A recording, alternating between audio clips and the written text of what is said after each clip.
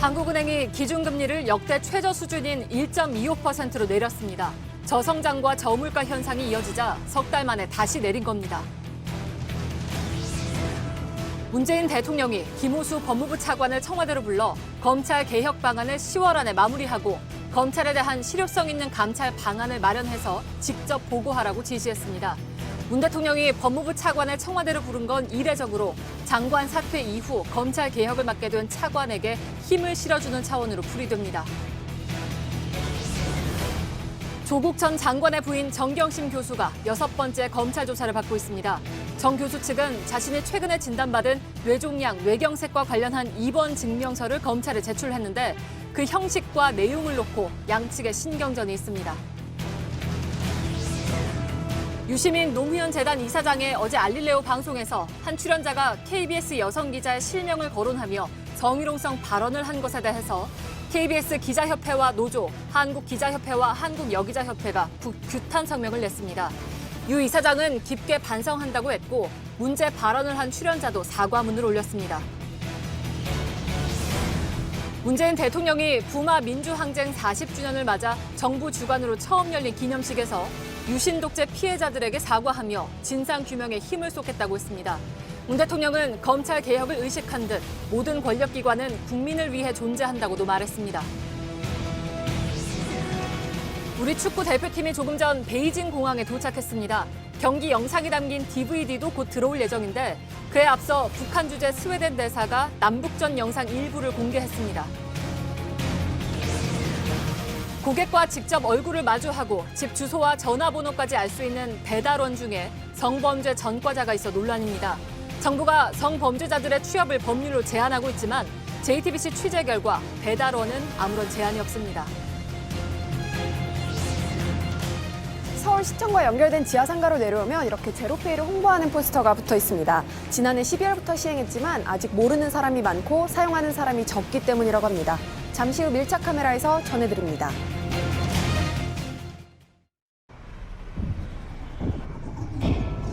정전에도 문제없이 현재 시각을 알려드립니다. 현대 수소전기차. 예, 시청자 여러분, JTBC 뉴스룸을 시작하겠습니다. 오늘 한국은행이 기준금리를 또 내렸습니다. 1.25%. 그러니까 2년 전에 기록했던 역대 최저 수준으로 다시 돌아갔습니다. 한은이 보는 경제 상황이 그만큼 간단치 않다는 의미입니다. 앞서 IMF는 올해 우리 경제의 성장률 전망치를 정확히 2%까지 떨어뜨렸습니다. 세계 경제 전망치 역시 2009년 금융위기 이후에 가장 낮은 수준으로 내렸습니다. 한국은행은 금리 인하도 안 먹히면 양적 완화와 같은 극약 처방을 쓸 것도 검토 중이라고 했습니다. 문재인 대통령도 이런 상황 인식하에 내일 경제장관 회의를 처음으로 직접 주재하기로 했습니다. 먼저 전다빈 기자입니다. 기준금리가 1.25%까지 내려간 건 약 2년 만입니다. 2016년 6월 바닥을 친 뒤 경기가 풀리는 신호에 지난해까진 쭉 올랐습니다. 하지만 올해 7월부터 인하로 방향을 틀더니 다시 1.25%로 돌아온 겁니다. 기준금리를 또 내린 건 성장률 전망이 갈수록 어두워지면서입니다. 앞으로 국내 경제의 성장 흐름은 글로벌 무역 분쟁 지속과 지정학적 리스크 확대 등의 영향으로 지난 7월의 전망치를 하회할 것으로 예상됩니다. 한은이 석 달 전 전망한 2.2%도 달성이 어려워졌다는 겁니다. 국제통화기금 IMF도 어제 올해 우리 경제 성장률을 2.0%로 낮췄습니다. 미중 무역 갈등에 세계 경제가 침체되는 상황인데 투자 등 내수도 살아나지 못하면서입니다. 물가도 장기간 저공 비행 중입니다. 특히 8월과 9월엔 소비자 물가 상승률이 마이너스까지 떨어지는 이례적인 현상이 나타났습니다. 그러자 일각에선 우리 경제가 디플레이션에 빠지는 것 아니냐는 우려도 나왔습니다. 정부는 주로 석유 농산물 가격이 내려 생긴 현상이라며 선을 긋고 있습니다. JTBC 전다빈입니다. 예, 한국은행은 오늘 앞으로 금리를 더 내릴 가능성도 있다고 했습니다. 문제는 금리를 내린 만큼 효과가 날 것이냐, 또 언제까지 내릴 수 있느냐 하는 것인데 이주열 총재는 당장 할 건 아니라면서도 양적 완화, 그러니까 미국과 일본처럼 아예 돈을 직접 푸는 방식도 연구하고 있다고 말했습니다. 이세누리 기자입니다. 성장세 부를 뒷받침하기 위해서 통화 정책을 완화적으로 운영할 필요가 있다. 금리 인하 결정 직후 이주열 한국은행 총재는 정책 대응 여력이 남아있다고 말했습니다. 저성장 저물가가 계속 이어진다면 금리를 더 내릴 수 있다는 뜻입니다. 현실화한다면 우리 경제는 1%, 나아가 0%대 금리 시대라는 한 번도 가보지 않은 길을 가게 됩니다. 당장 쓸 일은 없다는 전제를 달긴 했지만 이례적으로 비전통적인 통화 정책, 즉 양적 완화도 언급했습니다. 주요국이 도입했던 여러 가지 비전통적인 수단을 과연 우리 국내도 적용할 수 있을 것인가 하는 그런 데에 대해서도 연구를 하고.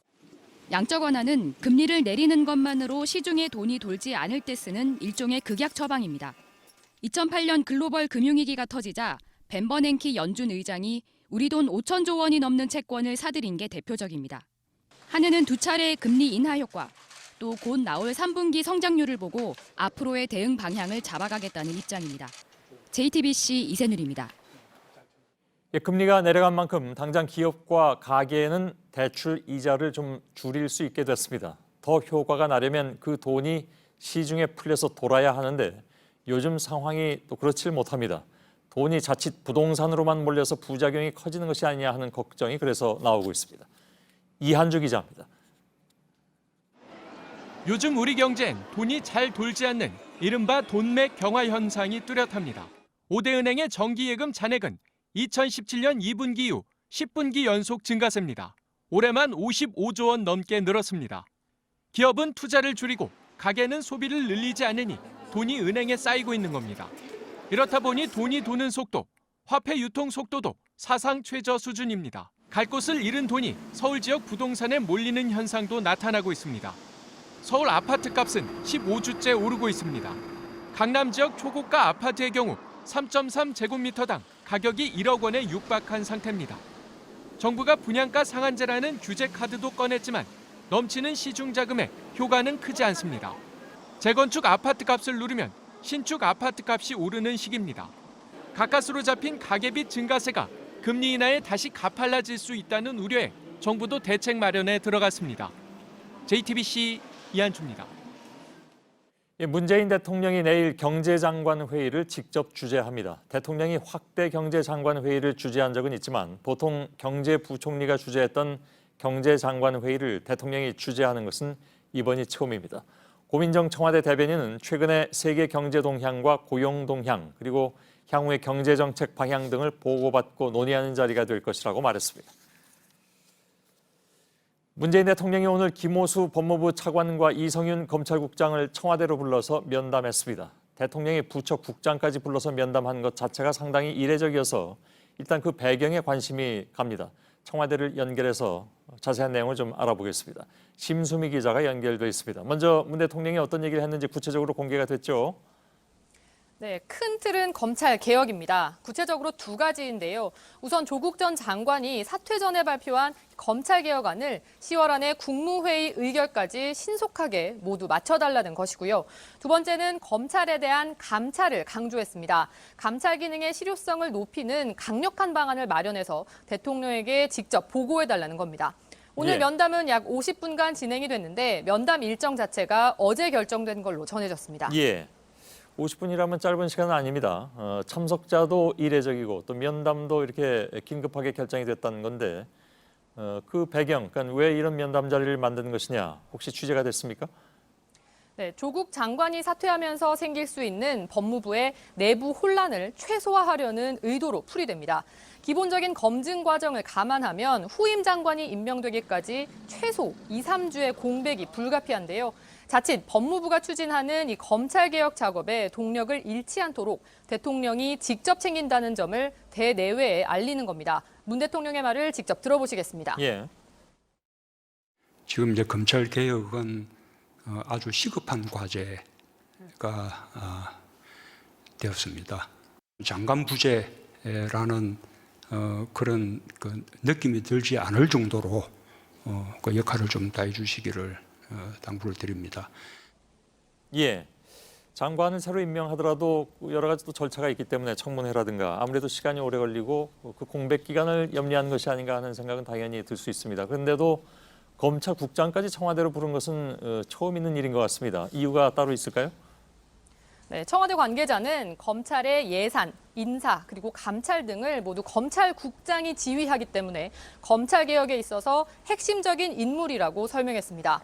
일각에서 고검장 등 공석인 검찰 인사가 조기에 집행되는 것 아니냐는 관측도 나왔는데요. 오늘 면담에서 구체적인 인사 관련 논의는 전혀 없었다고 한 참석자는 전했습니다. 다만 김오수 법무차관이 형사부와 공판부 강화 방안과 또 외부 기관에 파견돼 있는 검사를 복귀시키는 등의 계획을 대통령에게 보고했고, 이를 들은 문 대통령은 묵묵히 일하는 일선 검사들에게 정당한 보상이 이루어지는 공평한 인사를 해달라고 당부했다고 전해집니다. 예, 야권에서는 검찰에 대한 감찰 강화가 윤석열 검찰총장에 대한 견제가 아니냐 하는 말도 나오는데 이에 대해서 청와대는 뭐라고 얘기를 했습니까? 청와대 관계자는 기존의 감찰 시스템이 제 역할을 하지 못했기 때문에 그것을 정상화시키자는 차원이라고 말했습니다. 이는 곧 국민들에게 검찰이 신뢰받는 길이기도 하다는 겁니다. 오늘 문재인 대통령은 부마 항쟁 40주년 기념식에서 모든 권력기관은 조직 자체가 아닌 국민을 위해서 존재한다, 이런 말을 했는데요.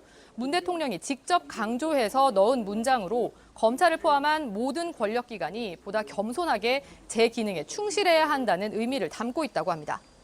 예, 청와대에서 심수미 기자였습니다. 검찰에 고소하거나 고발하면 검찰의 지휘부가 사건을 어떤 부서에 담당하게 할지를 결정하죠. 여러 형사부 중에 골라서 맡기거나 아니면 형사부에 있던 사건을 특수부로 다시 보내는 일도 있습니다. 사건을 배당하는 것인데 사건의 경중과 검사들을 고려해서 지휘부의 판단에 따라 이루어져 왔습니다. 법무부 검찰개혁위원회가 이렇게 임의로 배당하던 시스템을 전자배당으로 전환하는 방안을 논의하기로 했습니다.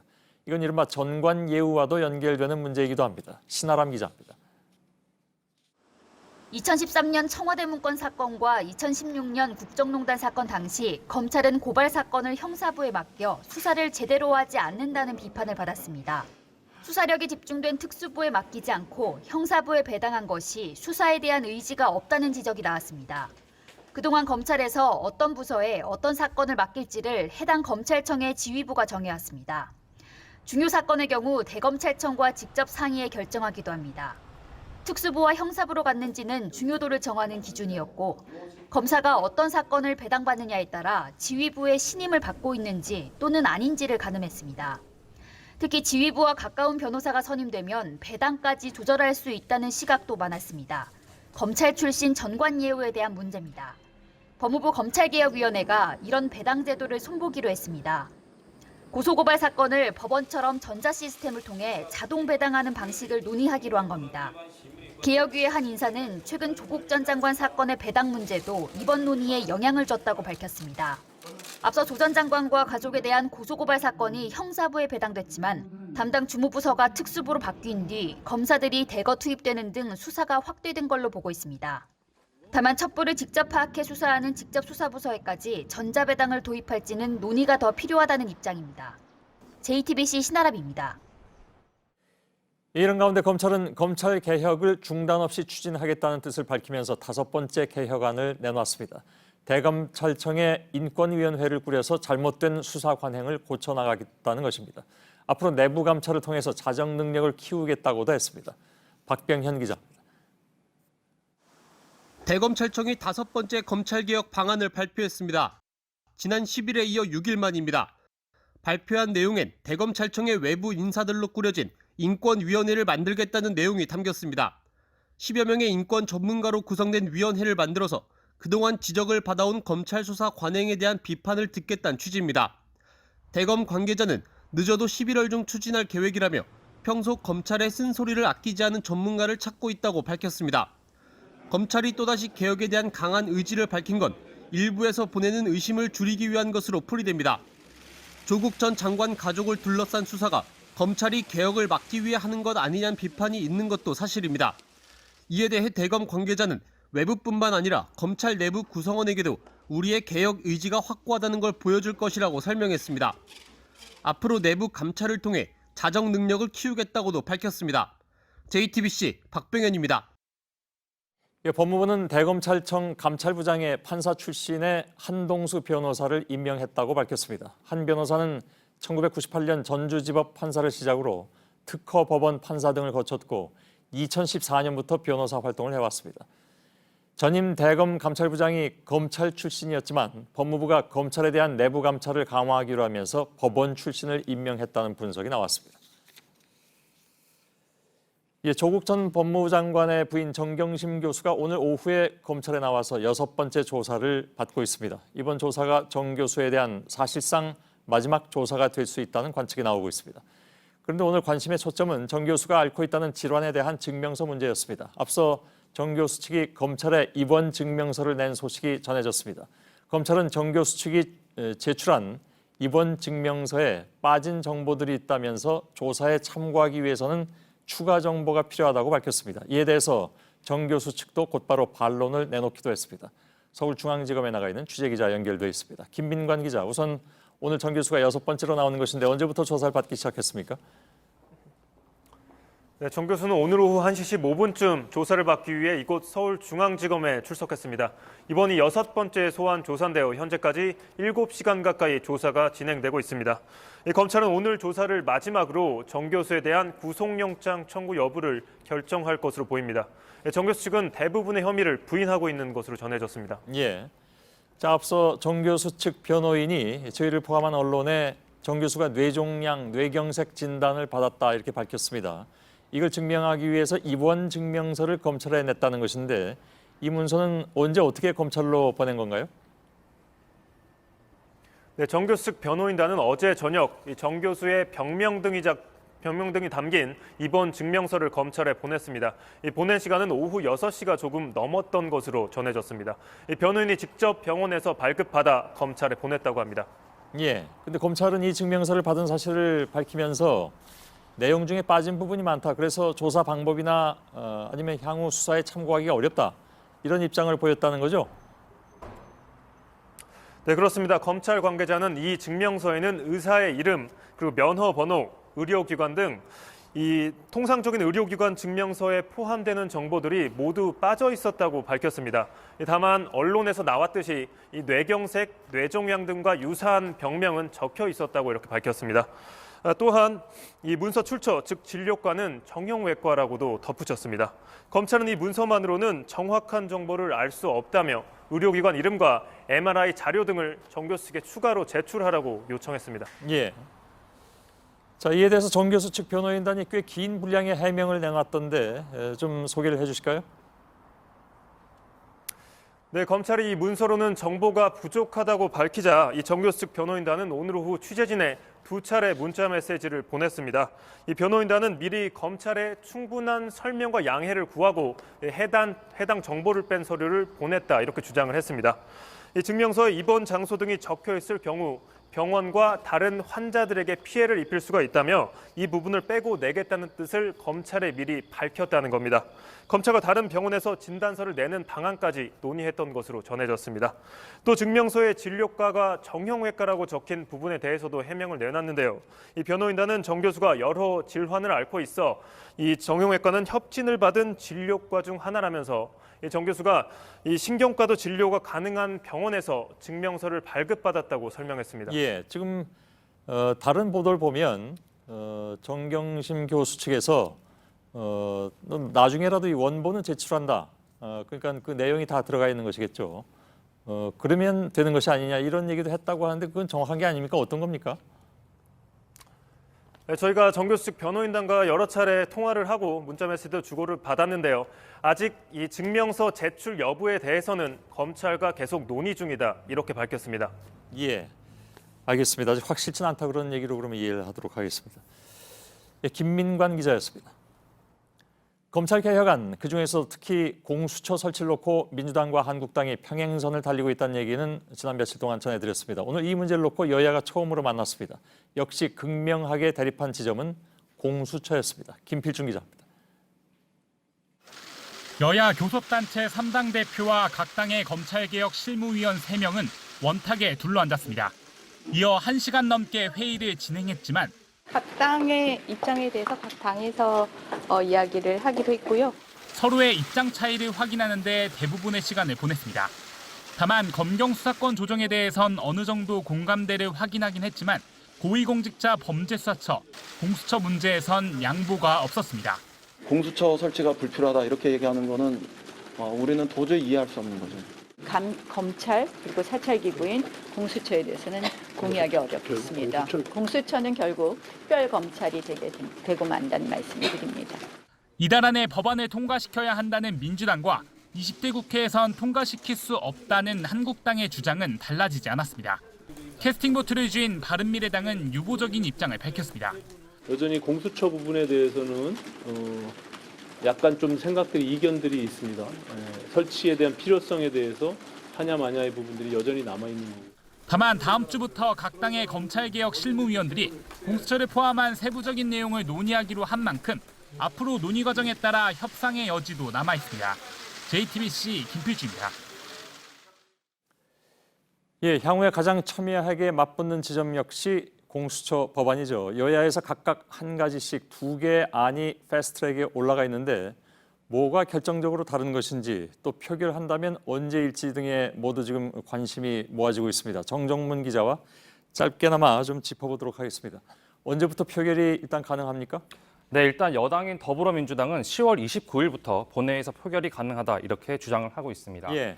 공수처 법안이 법사위 소관 법안이니만큼 따로 법사위 논의가 필요가 없다는 입장입니다. 바른미래당은 셈법이 약간 다릅니다. 12월 3일부터 가능하다는 입장입니다. 공수처 법안이 법사위로 넘어온 9월 이후로 따로 90일을 더 거쳐야 한다는 계산입니다. 예. 반면 한국당은 아예 이번에 처리를 하지 말자. 다음 국회, 그러니까 21대 국회로 넘겨야 한다 이렇게 주장을 하고 있습니다. 예.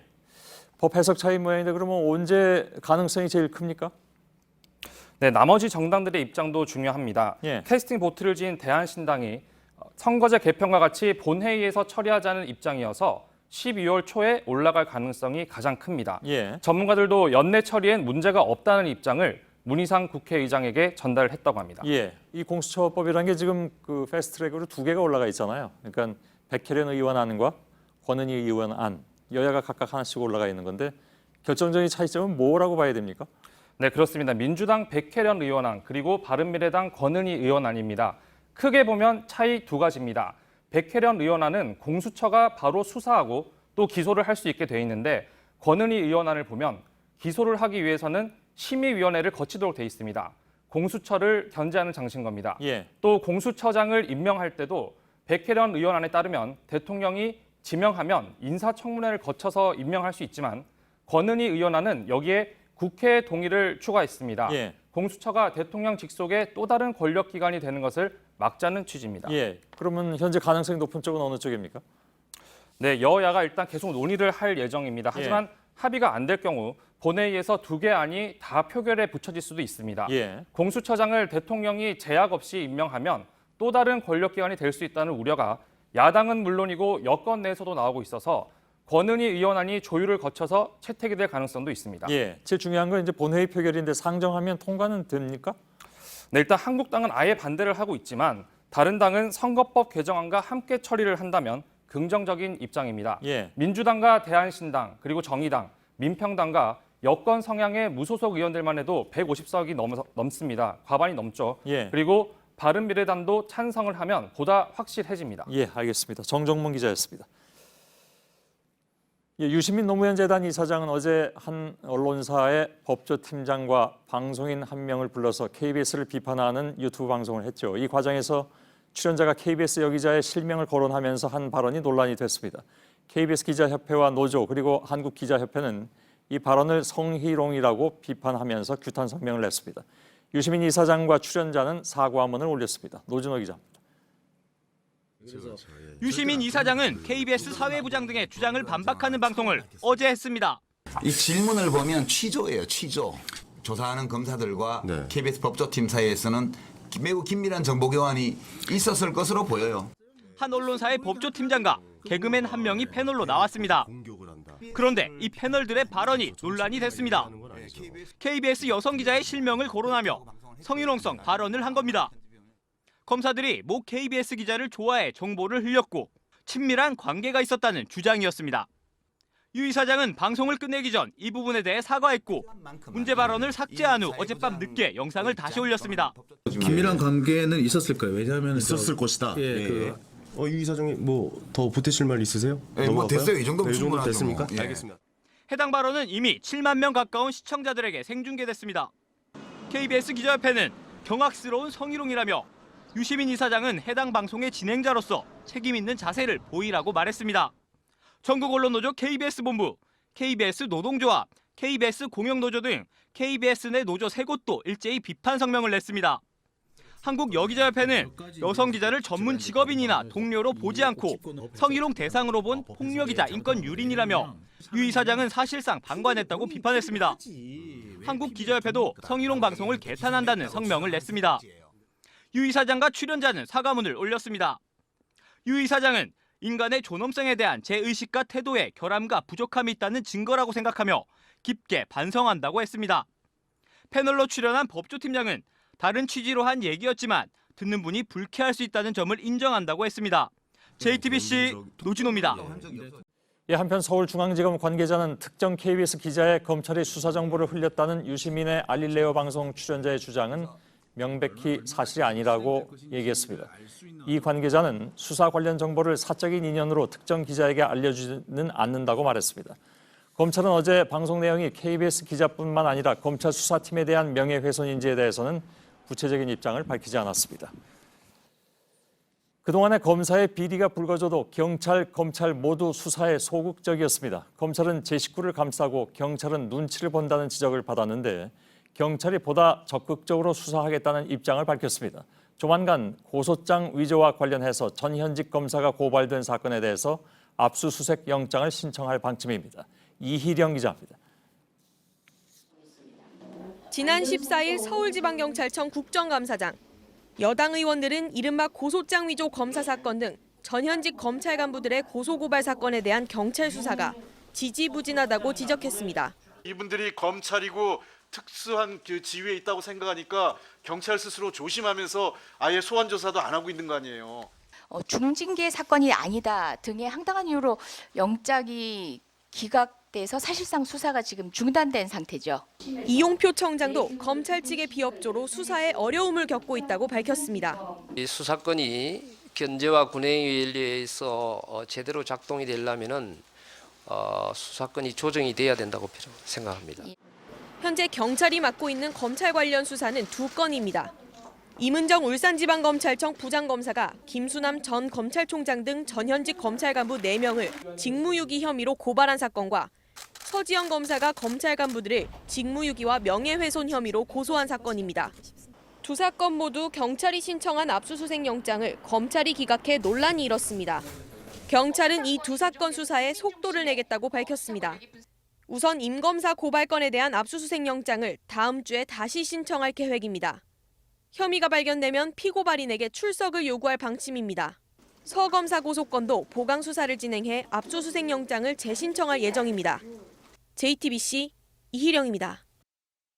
40년 전 오늘 부산에서는 유신 독재를 무너뜨리는 도화선이 됐던 부마 민주항쟁이 시작됐습니다. 오늘 경남 창원에서는 처음으로 정부 주관 기념식이 열렸습니다. 문재인 대통령은 유신 독재 피해자들에게 사과했고 진상 규명에도 힘을 쏟겠다고 했습니다. 안의근 기자의 보도입니다.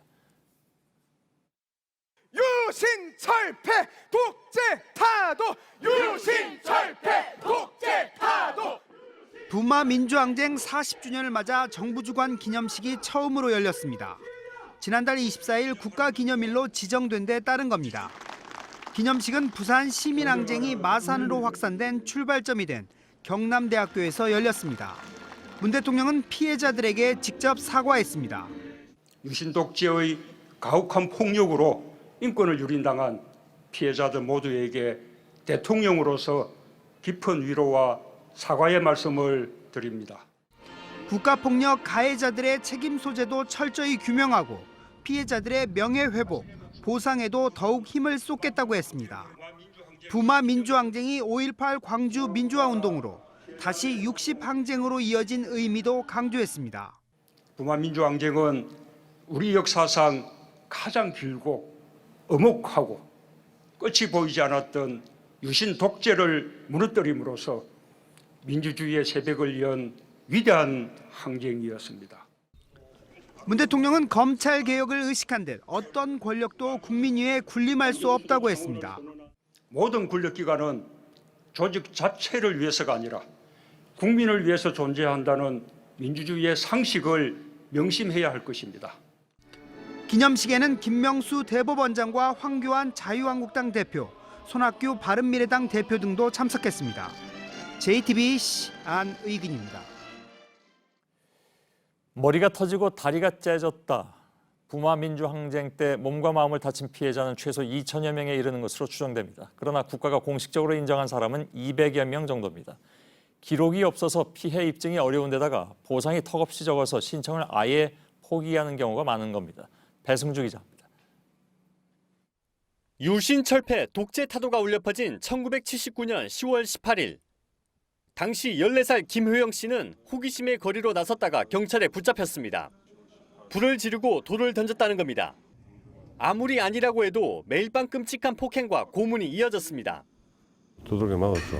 머리가 한 10여 cm 정도 째지고 다리도 터지고 악몽에 잠을 제대로 1시간, 2시간을 잘 못 잡니다. 다행히 최근 부마항쟁 진상규명위가 김 씨가 당시 40일 동안 구금됐던 기록을 찾았습니다. 하지만 폭행과 고문의 흔적은 없습니다. 자기 잘못을 말하지 않고 있거든요. 더 막막한 경우도 있습니다. 항쟁 때 친구들과 집에 있던 정혜란 씨는 갑자기 온 경찰에 영문도 모르고 끌려갔습니다. 경찰들은 친구들이 있는지 모르니까 친구들은 장롱 안에 있네요. 어머니가 확 숨기고. 정 씨는 부마 항쟁 배후 세력으로 지목돼 5일간 구금됐다고 말합니다. 하지만 남아있는 기록이 없고 있다 하더라도 30일 미만 구금이어서 보상 한 푼 받을 수 없습니다. 피해자들을 위한 제대로 된 실태 조사와 보상책이 시급하다는 지적입니다.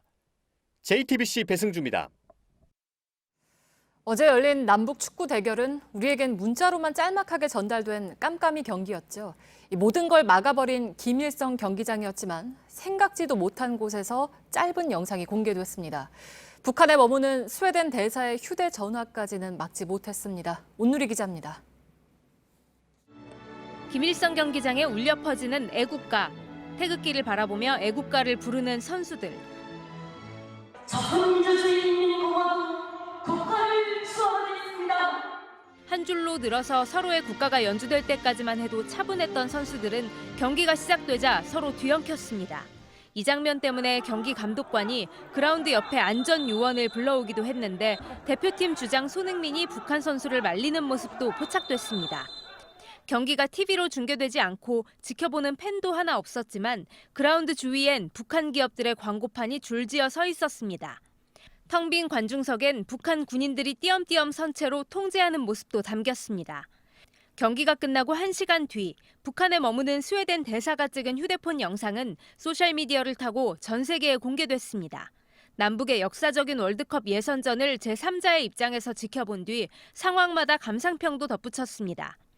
평양에서 한국 국가가 연주되는 희망적이고 역사적인 순간이라고 적었고 선수들 간 충돌 장면에선 아이들 앞에서 싸우면 안 된다. 그러나 여기에는 아무도 없다고 썼습니다. 대표팀 선수들은 베이징을 거쳐 오늘 자정을 넘겨 인천공항에 도착하는데 이런 경기 영상이 담긴 DVD도 함께 들어옵니다. JTBC 온누리입니다. 대한축구협회는 아시아축구연맹과 국제축구연맹에 이의를 제기하겠다는 뜻을 밝혔습니다. 방금 전 축구협회는 우리 대표팀이 평양에서 음식물이 담긴 상자 3개를 압수당했다고 털어놨습니다. 전세기를 타고 평양까지 갔던 국제축구연맹 피파 회장도 관중이 없고 취재를 막은 것에 대해서 북한 측의 문제를 삼았습니다. 권근영 기자입니다. 대한축구협회가 추가로 공개한 평양 남북전 사진들입니다. 0대0 무승부. 결국 둘 다 패배를 떠안지는 않았지만 이 경기가 끝나기까지 과정은 험난했습니다. 특히 대표팀이 평양으로 가는 길은 멀고도 멀었습니다. 서울서 곧장 날아가면 2시간이면 도착할 평양이지만 베이징을 거쳐 이틀이 걸렸습니다. 남북전이 열리기 24시간 전에 도착하는 통에 숙소로 바로 못 가고 곧바로 김일성 경기장으로 이동했습니다. 북한 기자 5명을 앞에 두고 기자회견을 했고 경기장에서 처음이자 마지막으로 딱 한 번 훈련을 했습니다. 선수단이 언제 어디를 거쳐 북한에 들어갈지 물어봤지만 북한이 답변을 늦추면서 벌어진 일입니다. 심지어 준비해간 고기와 해산물 등 음식물 상자 3개를 압수당하기도 했습니다. 대한축구협회는 대표팀의 안전 그리고 경기에 영향을 줄까 봐 문제 제기를 미뤘는데 선수단이 돌아오면 자체 조사를 통해 북한의 규정 위반 여부를 따지기로 했습니다. 홈팀은 원정팀의 미디어와 응원단 활동에 협조해야 하지만 북한이 이 부분을 충실히 이행하지 않았다는 겁니다. 앞으로 국제축구연맹과 아시아축구연맹에 이의를 제기할 계획입니다. 전용기까지 타고 평양에 들어간 피파 회장도 이 부분을 비판했습니다. 역사적 경기에 관중이 아무도 없어서 실망했고 또 외국 기자들의 취재를 막아 놀라웠다며 북한 축구협회에 문제를 제기했다고 전했습니다. 외국 언론들은 기괴한 경기, 또 부끄러워해야 할 경기라고 보도했습니다. JTBC 권근영입니다. 네, 북한은 오늘 김정은 위원장이 백마를 타고 백두산에 오르는 사진을 공개했습니다. 할아버지와 아버지를 연상시키는 모습을 연출한 겁니다. 한동안 자제했던 미국에 대한 비판도 한 걸로 보도됐습니다. 박현주 기자입니다.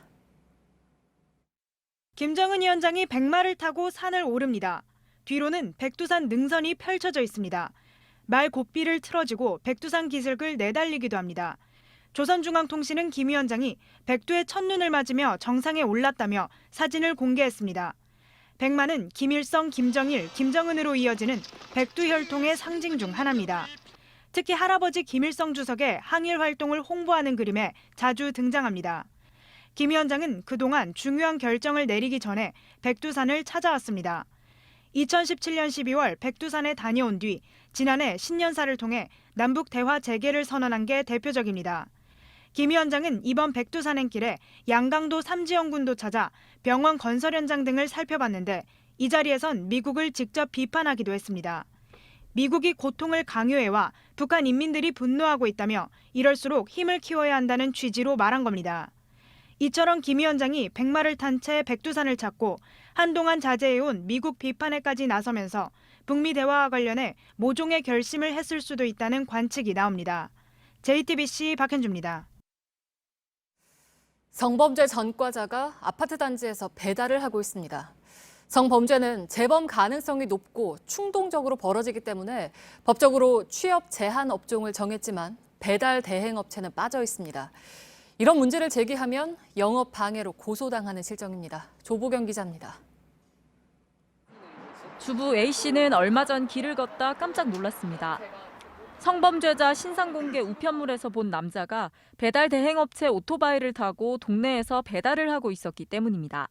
미성년자 강간이에요. 그래가지고 더 자세히 봤어요. 소리 질렀어요 진짜. 너무 깜짝 놀라서. 지역 카페에 사실을 알리는 글을 올린 A씨는 얼마 후 해당 업체로부터 연락을 받았습니다. 성범죄자도 이 일을 하면 안 된다는 법은 제시가 안 돼 있고요. 네, 알고 썼어요. 열심히 사는 사람이고. 업체는 오히려 A씨를 영업방해로 신고하겠다고 했습니다. 결국에는 계속 쓰겠다고 하더라고요. 집에서 시켜먹는 거고 이제 또 결제를 하려고 하다 보면 문도 다 열어줘야 되는 거고 하면 좀 충격적이에요. 현행법상 성범죄자가 배달 대행업체 기사가 되는 걸 막을 방법은 없습니다. 화물운수사업법에 따라 성범죄자는 최대 20년까지 화물이나 택배 기사 일을 할 수 없습니다. 하지만 오토바이를 이용하는 배달 대행업체 기사들은 해당되지 않습니다. 게다가 배달 대행업체는 별도의 자격 없이 영업 신고만 하면 누구든지 운영할 수 있습니다. 때문에 노동부와 국토부 등은 배달 대행업체 종사자들의 전체 규모조차 정확히 파악하기 힘들다고 했습니다. 플랫폼 노동이 지금 활성화되고 있는데 그런 법이나 제도를 앞으로는 소비자 중심으로 해서 업체 본사는 취재가 시작되자 지점들의 범죄 전과자들을 채용하지 말라고 공지하고 있지만 강제하기 쉽지 않다며 교육을 강화하겠다고 했습니다. JTBC 조보경입니다. 성범죄자가 취업을 할 수 없는 업종에는 배달 대행과 비슷한 일을 하는 택배원이나 경비원은 물론 영화관이나 수목원 종사자까지 폭넓게 포함되어 있습니다. 그런데도 직접 얼굴을 마주대야 하는 배달 대행 기사는 빠진 겁니다. 왜 그런 건지 서효정 기자가 취재했습니다. 이 최신 영화들이 상영되고 있는 극장입니다. 이 극장에서는 일을 할 수 없는 사람들이 있습니다. 바로 성범죄자입니다. 아이들이나 청소년들이 많이 이용하는 공간이기 때문입니다. 여성가족부는 아동청소년보호법을 근거로 성범죄자가 취업할 수 없는 업종 36개를 지정했습니다. 아파트 경비원부터 박물관 직원, 영화관 종사자와 수목원 직원까지도 포함됩니다. 재발 건수가 많고 충동적으로 발생하는 범죄의 특성을 고려해 범죄 가능성을 원천 차단하기 위해 취업 제한을 둔 겁니다. 그런데 오히려 고객과 직접 대면하거나 개인정보까지 수집할 수 있는 배달 대행 기사는 빠져 있습니다. 편법에 배달 대행업 들어간다 하더라도 저희가 이 배달 대행업을 하고 있는 사람을 걸러낼 수가 없죠. 배달 대행업으로 등록을 하고 이들을 관리할 수 있는 주무관청이 정해져야 되고요. 하지만 국토부의 관리를 받는 택배기사 역시 여가부의 취업 제한 업종엔 포함돼 있지 않아 별도로 국토부가 나서 법을 개정했습니다. 배달 대행 기사의 성범죄자 취업을 조회하려면 또 별도의 법을 통과시켜야 합니다. 대리기사 업종도 비슷한 상황입니다. 여가부는 청소년들이 주로 이용하는 업소에만 제한해서 점검을 하고 있다고 해명했습니다. 하지만 법 취지를 살리려면 지정 업종의 재정비가 필요해 보입니다. JTBC 서효정입니다. 집에 가던 여성을 쫓아가고 초인종을 누르며 닫힌 문 앞을 서성이던 이른바 신림동 원룸 사건과 관련해서 법원이 오늘 사건의 범인에게 징역 1년을 선고했습니다. 이 법원은 주거 침입은 인정했고 성폭행 미수 혐의는 무죄라고 봤습니다. 공다솜 기자의 보도입니다. 지난 5월 30대 남성 조모 씨는 서울 신림동에서 귀가하던 한 여성을 쫓아갑니다. 여성 집의 현관문까지 따라간 조 씨는 10분간 초인종을 누르고 현관문을 살피며 집 앞을 서성입니다. 검찰은 조 씨가 여성의 집에 침입해 성폭행을 하려다 미수에 그쳤다며 주거 침입 성폭행 혐의를 적용했습니다. 재판부는 조 씨가 건물의 공용 현관으로 들어가 복도를 서성인 것을 주거 침입이 맞다고 판단했습니다. 하지만 조 씨의 성폭행 관련 혐의에 대해서는 무죄로 판단했습니다. 조 씨가 여성의 집에 들어가려고 한 것만으론 성폭행을 하려는 의도가 있었다고 보긴 어렵다는 겁니다. 조 씨가 현관문과 도어록을 두들겼을 뿐 직접적인 폭행이나 협박은 없었다고 했습니다.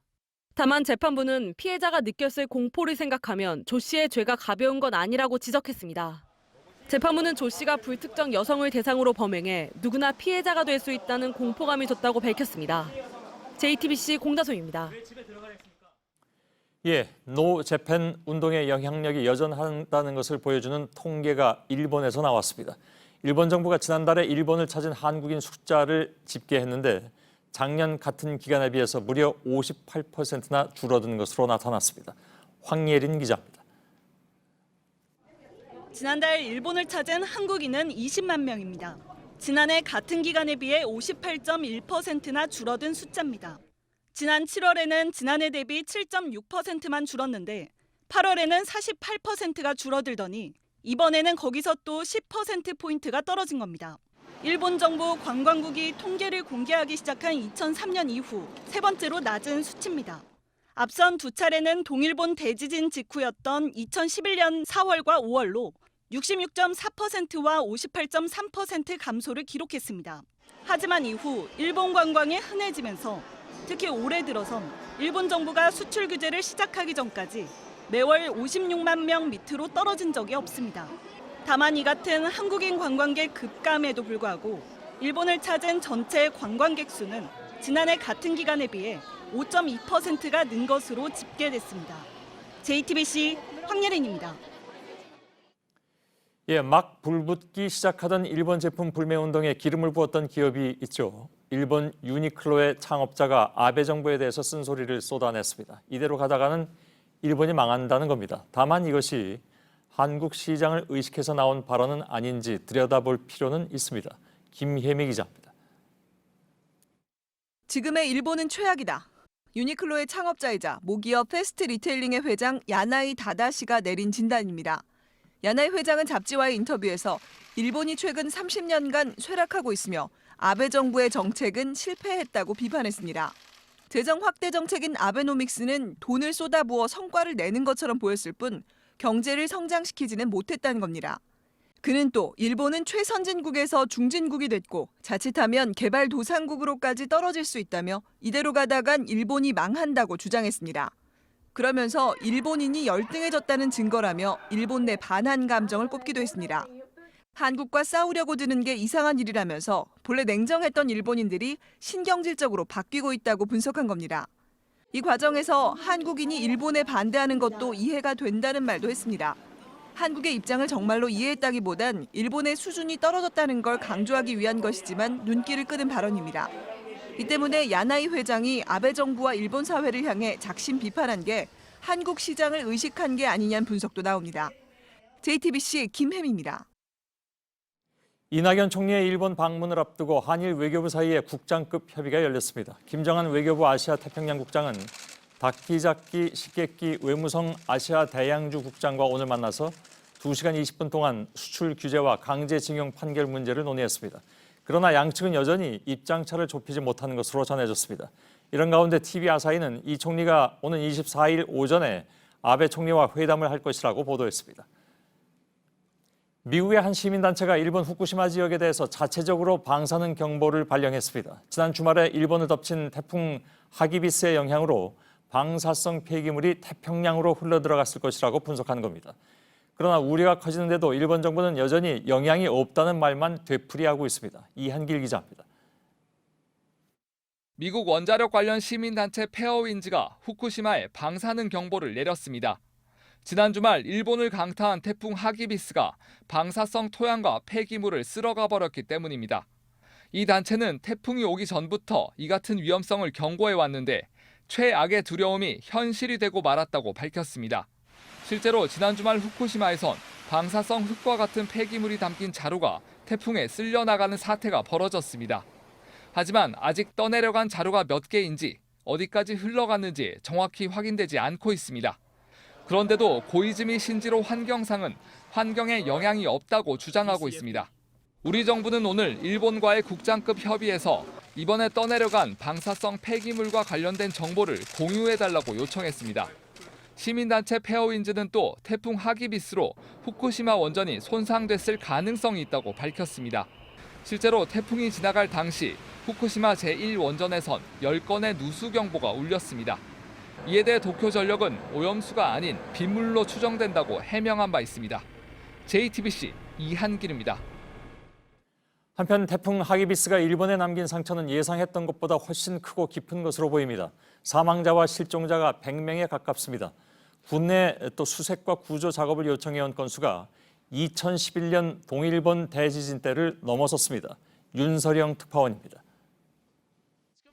태풍 하기비스의 경로는 이전 태풍들과 달랐습니다. 태풍이 비껴가던 도호쿠 지역을 덮쳐 많은 비를 뿌리면서 피해를 키운 겁니다. 미야기현의 마루모리정엔 기상 관측 사상 가장 많은 588mm가 하루새 내렸습니다.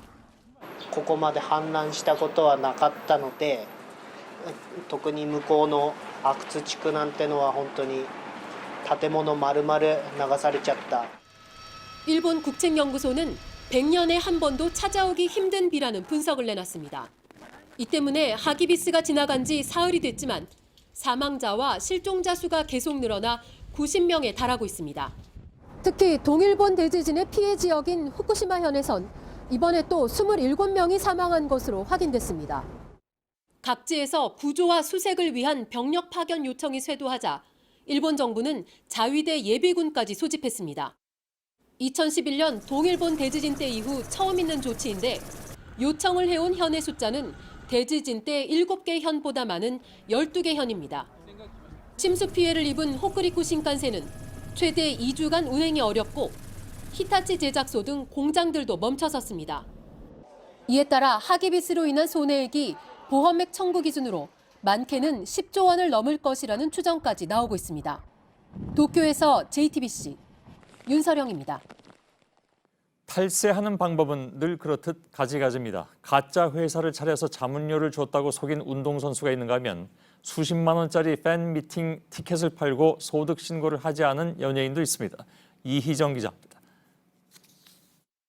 유명 운동선수 A씨는 부모 명의로 페이퍼 컴퍼니를 만들어 탈세를 했습니다. 이 업체에 자문료를 낸 것처럼 꾸미고 가짜 세금 계산서를 받아낸 겁니다. 친인척을 직원으로 올려서 월급을 준 것처럼 만들기도 했습니다. 유명 연예인 B씨는 팬미팅을 열고 수십만 원짜리 티켓과 기념품을 팔았습니다. 이렇게 번 돈은 부모 계좌로 받고 소득 신고를 아예 하지 않았습니다. 하지만 B씨는 값비싼 부동산과 자동차를 샀다가 결국 덜미를 잡혔습니다. A씨와 B씨 모두 10억 원대 세금을 추징받았습니다. 국세청은 연수입 10억 원이 넘는 탈세 혐의자 122명을 조사 중입니다.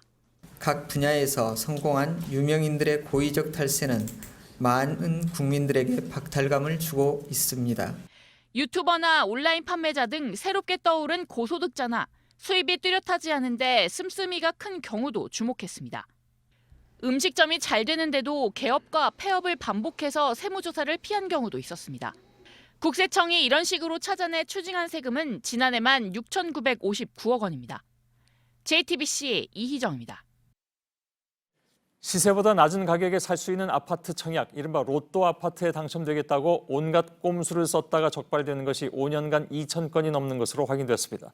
다자녀 가구 혜택을 받으려고 임신한 것처럼 꾸미거나 위장 결혼을 한 경우까지 있었습니다. 이현 기자입니다. 지난해 다자녀 가구 특별공급으로 경기 안양의 한 아파트를 분양받은 A씨.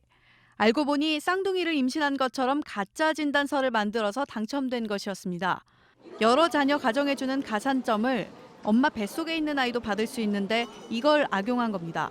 지난 2015년부터 올 7월까지 확인된 불법 청약은 2,324건입니다.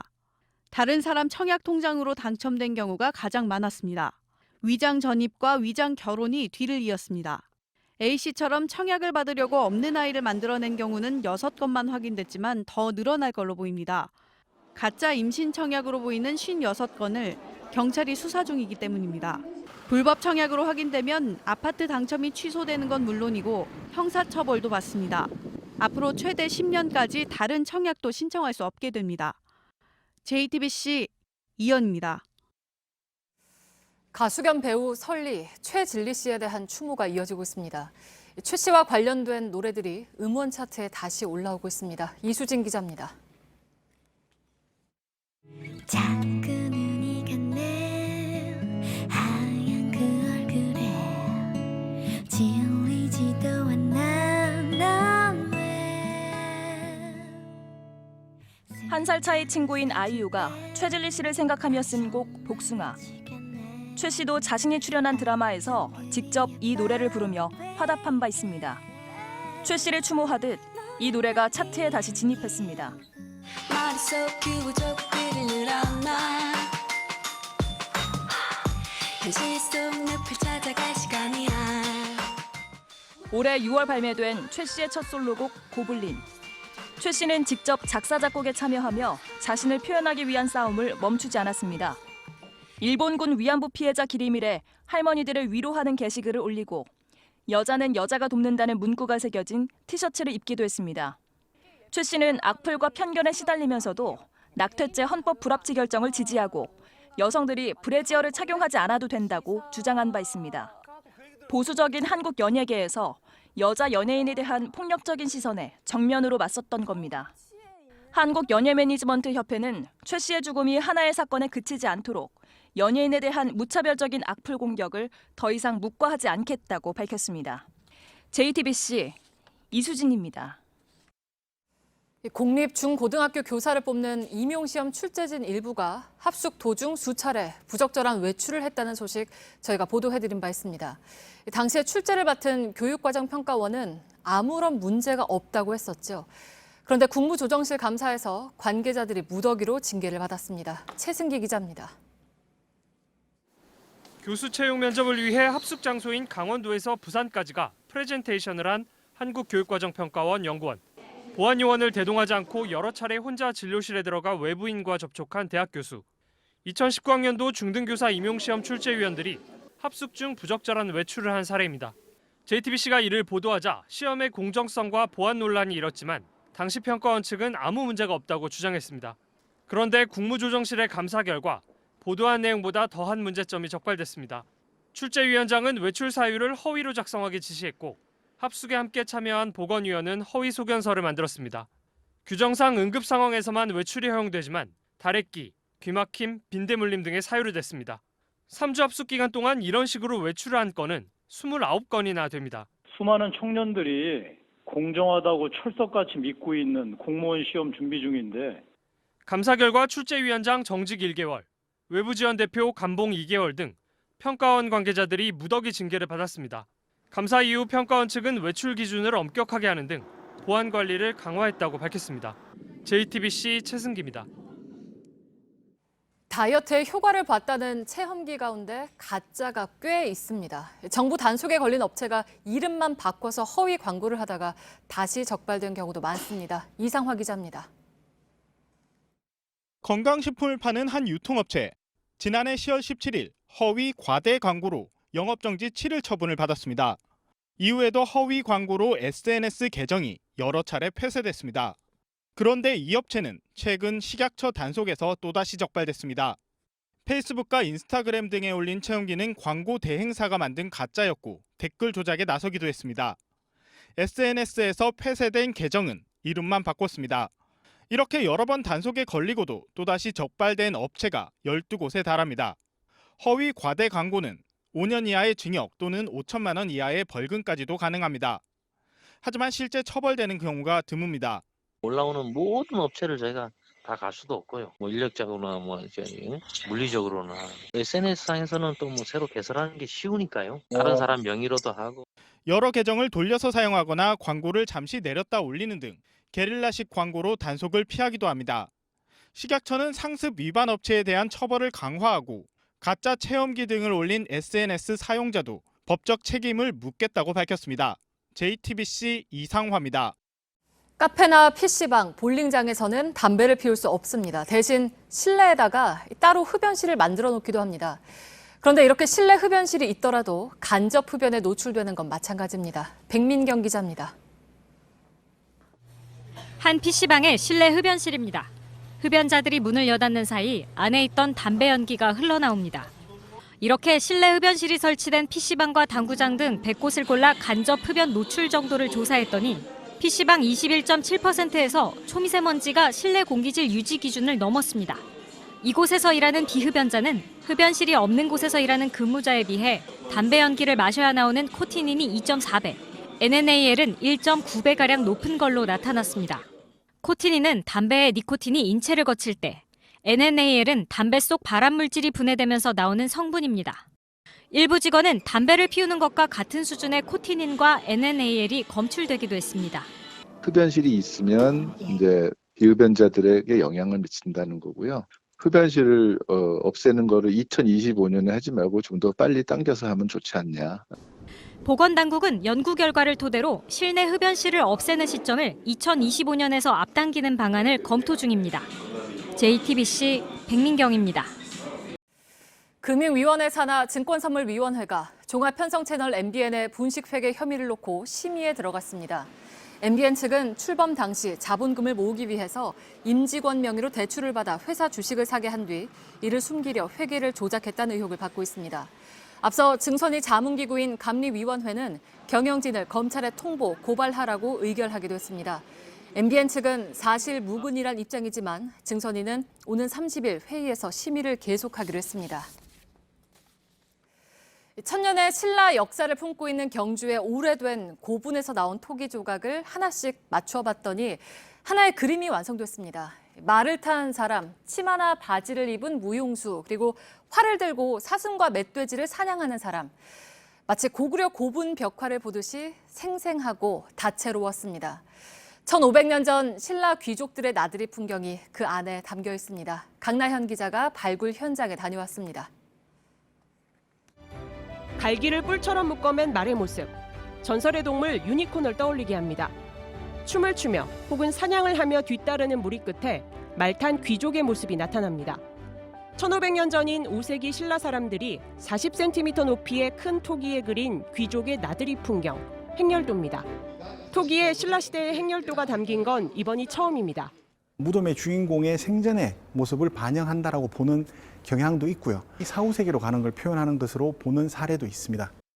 신라 행렬도가 새겨진 토기는 지름 30m인 이 무덤 바로 옆에서 발견됐습니다. 제사 때 쓰던 것으로 추정되는데 2007년 발굴 작업이 시작하기 전까지만 해도 이곳은 평범한 밭이었습니다. 10년 전 또 다른 무덤에서 발견된 말에 입힌 철갑옷은 이번에 완전한 모습으로 되살아났습니다. 5세기 전후 전쟁에 나선 말을 보호한 갑옷은 2.9m 길이에 무게만 36kg입니다. 고구려 고분벽화를 통해서만 확인할 수 있었던 삼국시대 철갑옷 말의 실체를 확인해주는 유물입니다. 말탄 장수의 갑옷과 말의 얼굴 가리개 같은 부속품까지 한꺼번에 출토된 건 처음인데 복원하는 데 10년이 걸렸습니다. 토기가 나온 무덤을 비롯해 경주 도심에 자리 잡은 쪽샘지구에는 4세기부터 6세기까지 신라 귀족들의 무덤 1000기 이상이 모여 있습니다. 신라 천년 역사의 타임캡슐 쪽샘지구 발굴은 2025년 이후에야 마무리될 것으로 보입니다. JTBC 강나현입니다. 승차 공유업체에 타다가 서비스 차량을 연말까지 늘리지 않기로 했습니다. 택시 제도 개편안을 논의하는 데에도 적극적으로 참여하기로 했습니다. 타다는 지난 7일 현재 1,500대 정도인 타다 베이직 차량을 내년까지 10,000대로 늘리겠다고 해서 택시 업계와 국토부가 반발했습니다. 문틀에서 곰팡이와 함께 5에서 6cm 크기의 버섯이 자랍니다. 지은 지 1년도 안 된 경남 진주시의 한 아파트 안방과 욕실입니다. 입주민들은 지난 3월부터 같은 자리에서 모두 8차례 버섯이 자랐다며 부실 공사가 의심된다고 주장하고 있습니다. 오늘 오전 9시 30분 충북 청주시 창원구의 한 아파트에서 불이 났습니다. 이 아파트 6층에 살던 22살 A씨가 창문으로 대피하다 추락해 숨졌습니다. 다른 주민 10여 명도 연기에 놀라 아파트 밖으로 급히 대피했습니다. 브라질 북동부에서 7층짜리 건물이 무너져 현재까지 1명이 숨지고 3명이 다쳤습니다. 세아라주 포르탈레자 시내에 있는 이 건물은 주거용으로 10명에서 15명의 주민이 흙더미에 더 깔려 있는 걸로 알려졌지만 정확한 수는 확인되지 않고 있습니다.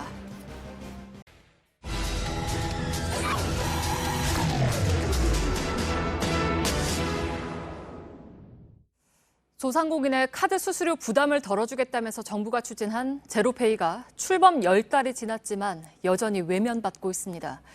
별다른 혜택은 없고 번거롭기만 하니까 찾는 손님이 없고 자연스레 상인들과도 멀어진 겁니다. 밀착 카메라 이선화 기자입니다. 제로페이 홍보 문구가 곳곳에 붙어 있습니다. 이곳은 지난해 서울시가 지정한 시범상가 10곳 중 한 곳인 영등포역 지하 쇼핑센터인데요. 올 초만 해도 이 사용률이 굉장히 저조했다고 하는데 시행한 지 10달이 지난 지금은 어떨까요? 안쪽으로 들어가 보겠습니다. 상가마다 가맹점이라는 걸 알려주는 스티커가 붙어 있습니다. 결제해달라고 요청하자 안 된다고 말합니다. 우리 안 되는데 어떻게 하는 거가 도대체? 안 해봤다. 사용이 가능한 곳에서 직접 결제를 해봤습니다. QR코드를 찍어 소비자가 금액을 입력하면 얼마예요? 14,000원. 연동된 계좌에서 돈이 빠져나가 상인에게 알림이 가는 식입니다. 근데 적혀는 있는데 하는 사람이 없어서 아마. 찾는 손님이 없다 보니 상인들도 써본 적이 없는 겁니다.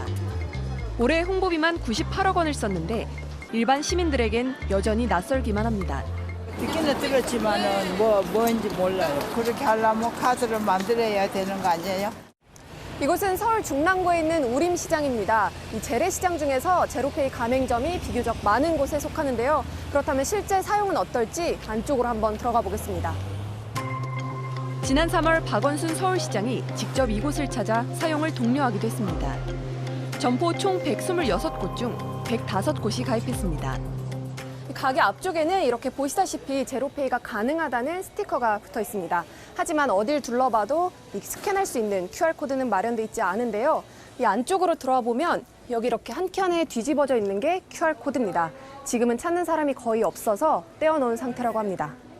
굳이 필요가 없다고 생각해서 띄었죠. 추석 전에 필요치 않는 거 자꾸 국민 혈세가 나가는 거에 대해서 별로 감정은 안 좋아요. 우리 아저씨가 띠네요. 장상 좁은데 한동도 안 찾고 그러니까. 제로페이 앱 역시 사용한 적이 없어 로그인을 못합니다. 일본이 그렇게 된다네? 모르겠네. 이게 지금 접속이 너무 어렵구나. 할 이유가 없으니까 안 한 거죠. 서울시청 인근 상가에선 종종 결제가 이뤄지지만 공무원이 대부분이라고 말합니다. 한 식당에서 점심시간 상황을 지켜봤습니다. 1시간 동안 160건이 결제됐는데 이 중 제로페이는 단 한 건이었습니다. 휴대폰을 단말기에 대기만 하면 끝나는 민간 간편 결제 시스템과 달리 바쁜 시간 제로페이는 손님과 상인 모두에게 부담입니다. 손님이 이걸 갖다 이제 이렇게 대고 찍고 저희한테 이제 확인을 시켜줘야 되거든요. 손님들도 불편하고 사용자에게 큰 혜택이 없는 점도 외면받는 이유 중 하나입니다. 신용카드 같은 경우는 항공 마일리지나 이런 거를 주는 부분이 있어가지고 아주 솔직하게 신용카드 소득공제 아예 없애버리고 이제 그런 제로페이나 간편결제만 소득공제를 해야 되는데 불공정 경쟁이 되니까. 지난달까지 제로페이 누적 사용액은 385억 원입니다. 투입된 예산 174억 원에 2배를 간신히 넘는 수준입니다. 서울시는 소득공제 확대에 기대를 걸고 있습니다. 연말 소득공제 40%도 추진을 하고 있습니다. 하지만 관련 법안이 국회를 통과하기도 전에 홍보부터 한다는 지적이 국정감사에서 나왔습니다. 제로페이 10만 호점이라는 스티커가 붙어 있습니다. 내년 상반기 목표는 50만 호점이라고 합니다. 가맹 점수를 늘리는 게 중요하다고 판단한 건데요. 하지만 현장에서는 더 많은 소비자와 연결해줄 수 있는 방안을 찾는 게 우선이라는 반응이 나오고 있습니다. 밀착 카메라 이선아입니다.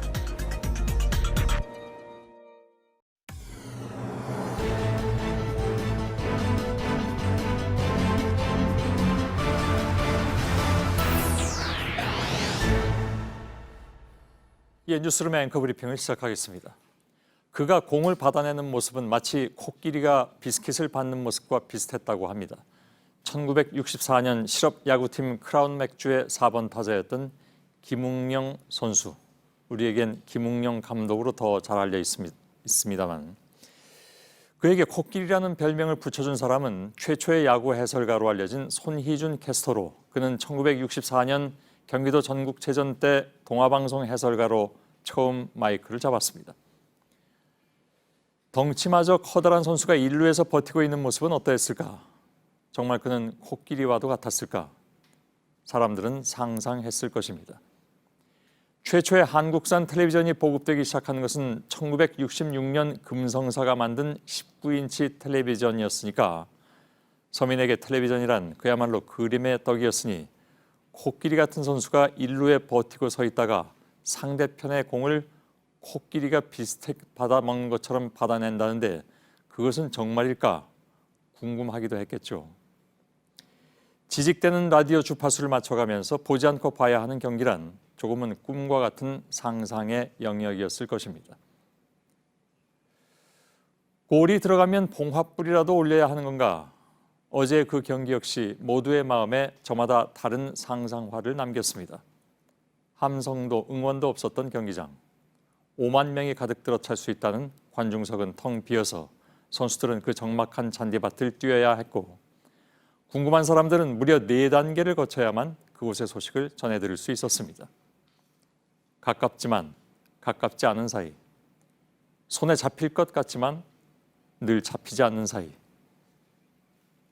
이번에 치른 그 무관중의 경기는 우리가 환상을 버리고 직시해야 할 냉정한 남과 북의 관계를 그대로 보여주고 있었는지도 모르겠습니다. 마치 코끼리처럼 공을 받아내는 김웅영 선수. 그 시절의 사람들은 손에 땀을 쥐면서 기분 좋은 순간을 상상했을 것입니다. 낡고 오래됐지만 낭만이 있었던 시절이었죠. 그리고 이제야 뒤늦게 그것도 다녀온 이들의 입을 통해서 그 시간을 전달받은 우리의 마음은 지직거리던 그 시절 낡은 라디오 소리만큼이나 여전히 개운하지 못합니다. 오늘의 앵커 브리핑이었습니다.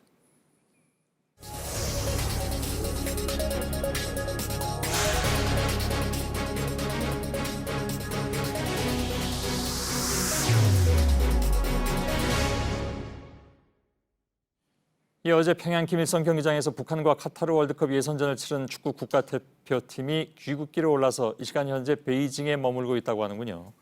평양을 떠나서 귀국행 비행기로 환승을 하기 위해서인데 조금 전에 선수단이 현지에서 기자들을 잠깐 만나서 간단한 소회를 밝혔습니다. 여러 가지 다른 얘기거리도 나와 있는데 베이징 신경진 특파원이 지금 전화로 연결되어 있습니다. 신 특파원, 선수단이 어제 경기에 대해서 소감을 말했다면서요? 예, 선수단 차원에서 입장을 밝힌 건 아닙니다. 대부분의 선수들은 취재진의 질문에 미디어 팀이 답할 거라면서 말을 아꼈는데요. 다만 김민재 선수만 무관중 경기는 경기 일부라 생각하고 경기를 했다면서 특별한 건 없었다고 말했습니다. 피파 차원에서도 문제를 제기한 무관중 경기임에도 불구하고 차분한 마음으로 경기에 임했다고 밝힌 겁니다. 예, 담담한 그런 표현을 해준 것 같군요. 자, 선수단은 말을 그렇게 아꼈다지만 축구협회를 통해서 평양 현지 상황이 좀 전해졌다고요? 예, 그렇습니다. 축구협회에 따르면 김일성 경기장 바깥에도 관중은 없었다고 합니다. 선발대가 도착해서 보니 안에도 응원단이 없었는데 다시 나가지 못하게 해서 선수들도 경기장에 들어가서야 무관중 경기를 알았다고 합니다. 북한 전력에 대해서도 알려졌는데요. 북한이 굉장히 격하게 나왔고 선수들은 이게 축구인지 모르겠다는 정도로 강한 몸싸움이 있었다고 합니다. 예. 음식에 대해서도 알려졌는데요. 호텔 식단으로 대부분 해결했고 평양 도착 후에 고기와 해산물 등이 들어있는 메인 재료 박스가 압수당했다고 합니다. 그래서 선수들은 각자 방에서 휴식을 취했고 잠도 많이 잤다고 합니다. 예. 근데 이제 경기 전이나 아니면 경기 특히 후에 떠날 때까지도 호텔에 계속 갇혀 있었다고 들었습니다.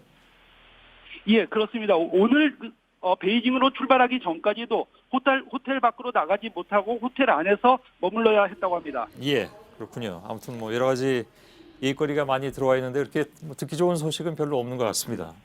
신경진 특파원이었습니다.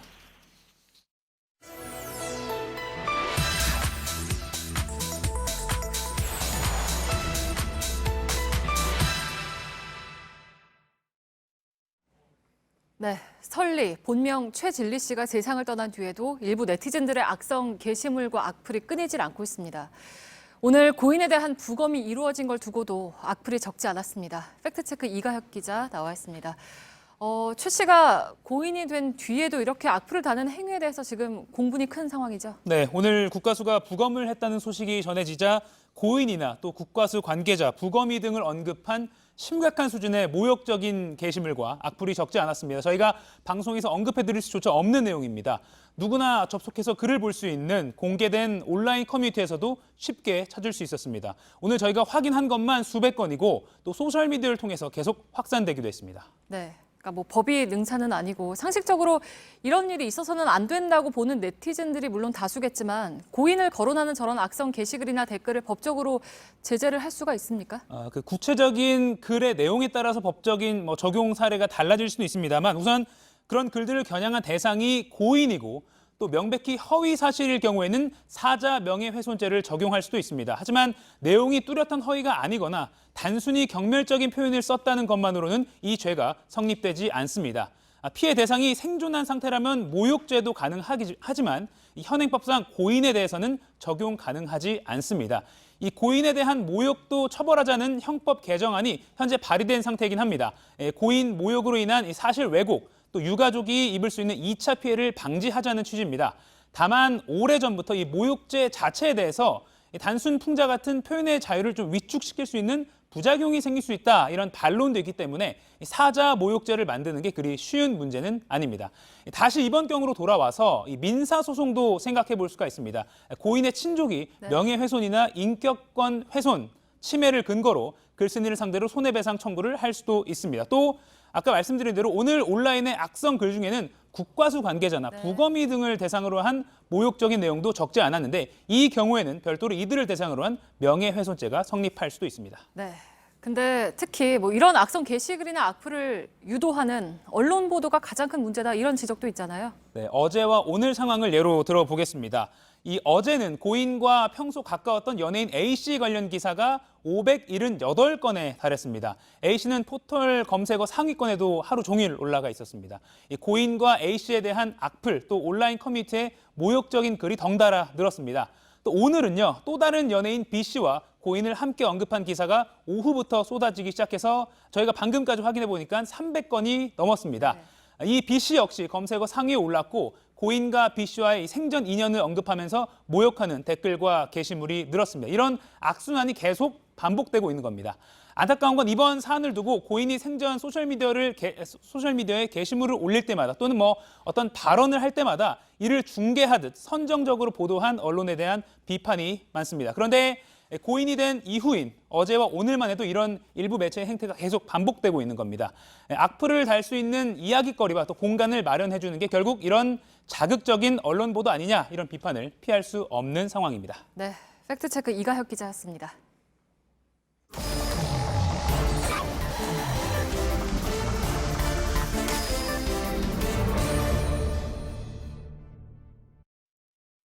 예, 비하인드 뉴스를 시작하겠습니다. 박성태 기자가 나와 있습니다. 어서 오세요. 예. 첫 번째 키워드 열어보죠. 예, 첫 키워드는 만나자 언제로 잡았습니다. 누가 누구를 만납니까? 유승민 바른미래당 의원과 한국당의 황교안 대표가 서로 만나자고 하는데 예. 구체적인 시점은 잡지 못하고 있습니다. 그러니까 우리가 길거리에서 뭐 오랜만에 친구를 봤을 때 언제 한번 봅시다. 이 정도 수준에서 현재는 대화가 머물고 있습니다. 예. 밥이나 한번 먹지 뭐 이런 저 정도 수준이라는 얘기인가요? 그렇습니다. 되게 그러면 안 만나는데. 예. 구체적으로 만납니까? 날짜를 적지 않으면 못 만나기가 십상인데요. 예. 일단 유승민 의원이 오늘 보도된 한 언론과의 인터뷰에서 보수의 재건을 위해 황교안 대표와 만날 생각이 있다라고 얘기를 했습니다. 예. 또 오늘 기자들과 만나서도 중간에 황교안 대표와 매개를 하시는 분이 있다. 언제든 날만 잡으면 만나서 대화할 용의가 있다라고 했습니다. 예. 물론 본인이 이전에 제안했던 건 통합을 위해서는 탄핵의 강을 건너자 개혁 보수로 가자라는 제안은 유지한 채였습니다. 탄핵의 강을 건너자는 정확하게 무슨 얘기입니까? 처음 중앙일보의 인터뷰에서는 예. 박근혜 전 대통령의 탄핵을 인정해야, 그러니까 잘했다고 해야 통합을 할 수 있다라고 했고, 오늘 한국일보의 인터뷰에서는 탄핵의 잘잘못을 계속 따지는 건 분열로 가는 길이다 하면서 약간은 톤이 다운된 모습도 보여주긴 했습니다. 예. 기자들이 황교안 대표를 만나서 유승민 대표가 만나자는데 만날 용의가 있냐라고 물었는데요. 용의가 있다는 답을 했습니다. 직접 들어보겠습니다. 예. 대화가 필요하면 대화를 해야 되고 또 만남이 필요하면 만날 수 있고. 예, 만날 수 있다라고 했는데 기자가 구체적으로 언제 만날 것이냐라고 묻자 앞에 대답한 것으로 대신하겠다면서 즉답을 피했습니다. 예. 한국당의 황교안 대표의 측근으로 분류되는 한 핵심 의원에게 제가 그래서 언제 만날 수 있냐라고 저희 취재기자가 물어봤는데요. 유승민 의원과 통합이 필요하지만 당내에 다른 평가도 있다. 왜냐하면 유승민 의원이 박 전 대통령의 탄핵에 찬성했기 때문에 그 부분을 생각해야 된다라고 말했습니다. 예. 대표적으로 친박 핵심이었던 김재원 의원이 유승민 의원을 신랄하게 비난하는 문자 메시지도 보내곤 했는데요. 예. 그런 부분이 당내에서 먼저 수습이 돼야 된다는 입장입니다. 예. 그럼 사람과 사람 만나는 게 뭐 이렇게 어렵습니까? 아무튼 알겠습니다. 일단 만나면 친박계에서는 왜 만났냐라고 또 따질 수도 있기 정치인들은 때문에. 그런가 보죠. 예. 두 번째 키워드는? 두 번째 키워드는 단 한 명도 없다로 잡았습니다. 예. 무슨 얘기인가요? 조국 장관이 월요일 날 사퇴를 했는데요. 약 2달간 조국 장관을 지켜야 된다 또는 물러나야 된다라는 광장에서의 목소리들이 꾸준히 있었습니다. 그래서 여론이 분열됐다라는 평가도 있었는데요. 오늘 정성호 민주당 의원이 페이스북에 글을 하나 올렸습니다. 조국은 갔다. 후안무치한 인간들 뿐이니 뭐가 달라지겠는가라면서 책임을 통감하는 자가 단 1명도 없다라고 했습니다. 예. 구체적으로 어떤 책임이고 누가 져야 되는지는 좀 불분명하게 약 3줄 정도의 딱 적을만 올렸는데요. 그래서 제가 직접 물어봤습니다. 어떤 얘기냐고 물었더니 조국 장관의 진퇴 문제를 떠나서 여론이 분열됐던 상황 자체에 대한 책임을 져야 된다라고 했습니다. 그러니까 구체적으로는 당 지도부를 언급한 것인데요. 예. 그렇다고 당 지도부가 물러나야 된다 이런 건 아니고 예. 다만 당 지도부가 사과나 이런 부분을 얘기를 해야 된다라는 입장이었습니다. 예. 하지만 단 1명도 없다고 했는데 오늘 지도부에서 한 명이 송구스럽다고 얘기를 했습니다. 김혜영 최고위원이었는데요. 직접 들어보겠습니다. 예. 집권 여당의 지도부 일원으로서 대단히 송구스러운 마음입니다. 예. 일단 여론이 분열됐던 상황 자체에 대한 여당의 책임 입장이었는데요. 최고위원이지만 초선 의원인데 초선 의원 한 명만 송구스럽다고 할 일이냐라는 의견들이 당내 일부에서도 있었습니다. 예. 다만 총선이 얼마 남지 않았기 때문에 당내에서는 이 문제로 분열된 모습을 보이는 건 꺼리는 분위기입니다. 예. 세 번째 키워드 마지막이죠. 예. 세 번째 키워드는 일본에서 온 감사장으로 잡았습니다. 예. 뭐가 고맙다고 하는 건가요? 오늘 울산 소방본부가 공개했는데요. 일본 오키나와 소방본부에서 우리나라 울산 소방본부로 2명의 소방관에게 고맙다고 저렇게 감사장과 감사패를 보냈습니다. 예. 일본어로 된 감사장도 같이 있고요. 내용은 이렇습니다. 지난 6월에 울산 소방본부 소속 2명의 소방관이 당시에는 한일 갈등이 없었을 때인데요. 일본 오키나와에 관광을 갔다가 역시 관광 온 중국인 관광객이 쓰러진 것을 보고 심폐소생술을 해서 구하고 목숨까지 구한 바가 있었습니다. 당시에 일본 언론에도 나왔었는데요. 그래서 2명에게 감사장을 주기로 했는데 그 감사장이 이제 도착을 한 겁니다. 당시 현지 언론에서는 당시 이제 감사장을 줄 때 그 다음에 언론에서는 이번 일로 한일 관계가 좀 회복되는 계기가 됐으면 좋겠다 이랬는데요.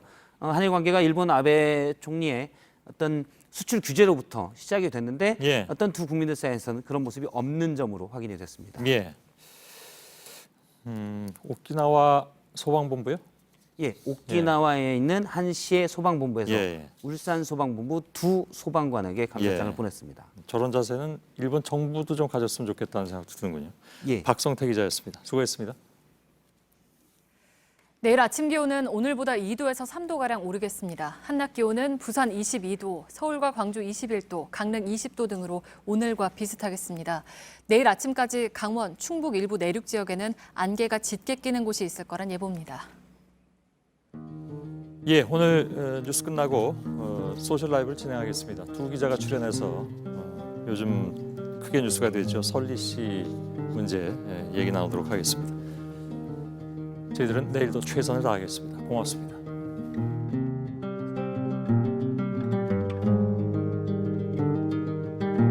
One night to be confused, one night to speed up truth. We had a